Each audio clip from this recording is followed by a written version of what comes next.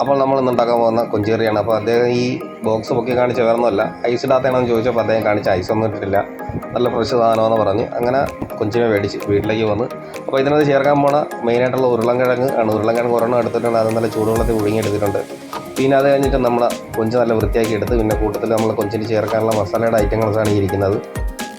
പിന്നെ അതിനകത്ത് ചേർക്കേണ്ട ഐറ്റങ്ങൾ എന്ന് പറഞ്ഞാൽ മെയിനായിട്ട് ഞാൻ ചേർക്കുന്ന വെള്ളക്കാന്താരി എന്ന് പറയുന്നത് നമ്മുടെ നാട്ടിൽ. അപ്പോൾ അത് കുറച്ച് എടുത്തിട്ടുണ്ട്, ഏതാണ്ട് ഒരു 200 ഗ്രാമോളം ഉണ്ട്. പിന്നെ വെളുത്തുള്ളി, കൊച്ചുള്ളി, സവാള, കറിവേപ്പില, ഈ ബിരിയാണിക്കൊക്കെ ചേർക്കുന്ന രമ്പേല എന്ന് പറയുന്ന ഒരു സാധനമുണ്ട്, അതുകൊണ്ട്. അപ്പോൾ നമ്മൾ പുഴുങ്ങി വെച്ചിരിക്കുന്ന ഉരുളൻകിഴങ്ങ് എടുത്തിട്ടുണ്ട്.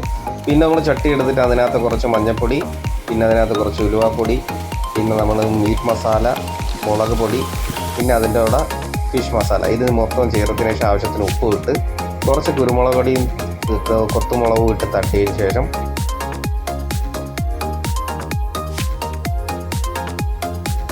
കഴുകി വെച്ചിരിക്കുന്ന കൊഞ്ച് ചേർത്ത് ഇത് കണക്ക് മിക്സ് ചെയ്തെടുക്കുക. ശേഷം കുറച്ച് നാരങ്ങ നീരും കൂടെ ചേർത്ത് ഒന്നും കൂടെ ഒന്ന് റൗണ്ട് ചെയ്തെടുത്തതിന് ശേഷം ചട്ടി പാനിൽ വെച്ച് അതിൽ എണ്ണ വെച്ച് തിളയ്ക്കുന്ന സമയത്ത് നമ്മൾ കൊഞ്ച് ഇതേപോലെ ഫ്രൈ ചെയ്തെടുക്കുക. ഫ്രൈ ചെയ്ത് വൺ സൈഡ് ആകുമ്പോഴേ തിരിച്ചൊന്നും കൂടെ ഇട്ട് മറിച്ച് സെറ്റ് ചെയ്തെടുത്തതിന് ശേഷം ഇത് കോരി വേറെ പ്ലേറ്റിലോട്ട് വയ്ക്കുക. വേറെ പ്ലേറ്റിൽ വെച്ചതിന് ശേഷം നമ്മൾ ആ എണ്ണയിട്ട് വറുത്ത ആ ചട്ടിയിൽ തന്നെ നമ്മൾ അതിൽ കടുക് ഇട്ട് അതിൻ്റെ കൂടെ നമ്മൾ ഈ പെരുംജീരകം, പിന്നെ നമ്മൾ ഈ മുളക് കുറച്ചിട്ടിട്ടുണ്ട്, അതിൻ്റെ കൂടെ കറിവേപ്പിലയും പിന്നെ ഈ പറയുന്ന രമ്പയിലയും അങ്ങനെയുള്ള ഐറ്റമൊക്കെ ചേർത്തൊന്ന് ഇളക്കി പിടിപ്പിച്ചെടുത്തതിന് ശേഷം നമ്മുടെ കാന്താരി മുളക് അതിനകത്തോട്ട് തട്ടുകയാണ്.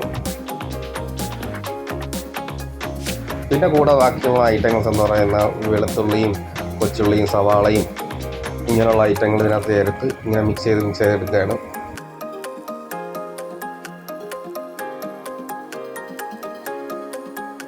പിന്നെ നമ്മൾ മിക്സ് ചെയ്ത് ഒരുവിധം വാടിയത് മാറ്റിയതിന് ശേഷം ഇതിനകത്ത് നമ്മൾ ചട്ടി വെച്ചു, അതായത് മൺചട്ടി വെച്ച് എണ്ണ ഒഴിച്ചു. അതിനകത്തൊന്ന് തിളച്ചുന്ന സമയത്ത് നമ്മൾ ഇഞ്ചിയാണ് ഇട്ടിരിക്കുന്നത്. ഇഞ്ചി ഇട്ടതിന് ശേഷം നമ്മൾ നേരത്തെ ഇളക്കി വെച്ചിരുന്ന മസാല ഇതിനകത്ത് ചേർത്ത് ചട്ടിക്കകത്ത് ചേർത്ത് നല്ലോണം അടച്ച് വെച്ച്. അപ്പം പിന്നെ നമ്മൾ ഉരുളൻകിഴങ്ങ് പുഴുങ്ങി വെച്ചിരിക്കുന്ന ഉടച്ച് നമ്മൾ ഇതിനകത്തോട്ട് ആഡ് ചെയ്ത് ഇതേപോലെ ആക്കി എടുക്കും. അപ്പോൾ ഉരുളൻകിഴങ്ങ് കാണാത്ത പരുവത്തിനകത്ത് ആക്കി ഇങ്ങനെ ഇളക്കി എടുത്തതിന് ശേഷം നമ്മൾ അതിനകത്ത് നമ്മൾ ചെറുതായിട്ട് മസാല ഇടണം, കാരണം നേരത്തെ ഇട്ടതാണ്.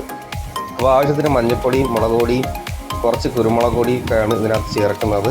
മറ്റ് ഐറ്റങ്ങളും നമ്മൾ നേരത്തെ ചേർത്തതിന് പിന്നെ ആവശ്യത്തിന് ഉപ്പ് കറക്റ്റ് നോക്കിയിട്ട് ഉപ്പ് ചേർത്തതിന് ശേഷം നമ്മൾ ഫ്രൈ ചെയ്ത് വെച്ചിരിക്കുന്ന ചെമ്മീനും കൂടി ഇതിനകത്തിട്ട് ആഡ് ചെയ്യുക. അതിനുശേഷം നമ്മൾ ഇതിനകത്ത് ചേർക്കാൻ പോകുന്നത് പറഞ്ഞാൽ തേങ്ങാപ്പാലാണ്. തേങ്ങാപ്പാലിൻ്റെ 1/4 പാല് മാത്രം എടുക്കുന്നത്, അരമുറി തേങ്ങ എടുത്ത് ഒന്ന് ഒഴിച്ച് കുറച്ചൊന്ന് ഇളക്കിയതിന് ശേഷം ഒന്ന് അടപ്പ് വെച്ച് അടച്ചിട്ട് അങ്ങ് ജസ്റ്റ് ഒരു 5 മിനിറ്റ് കൊണ്ട് സംഭവം കുക്ക് ചെയ്ത് റെഡി ആയത് ഈ പരുവത്തിന് കിട്ടും. അപ്പോൾ ചെറിയൊരു വീഡിയോ ആണ്. കൊഞ്ചും കാന്താരിയും ഉരുളൻകിഴങ്ങ് ഉടച്ചതും തേങ്ങാപ്പാലിൽ വറ്റിച്ചെടുത്ത ഒരു ഐറ്റമാണ്.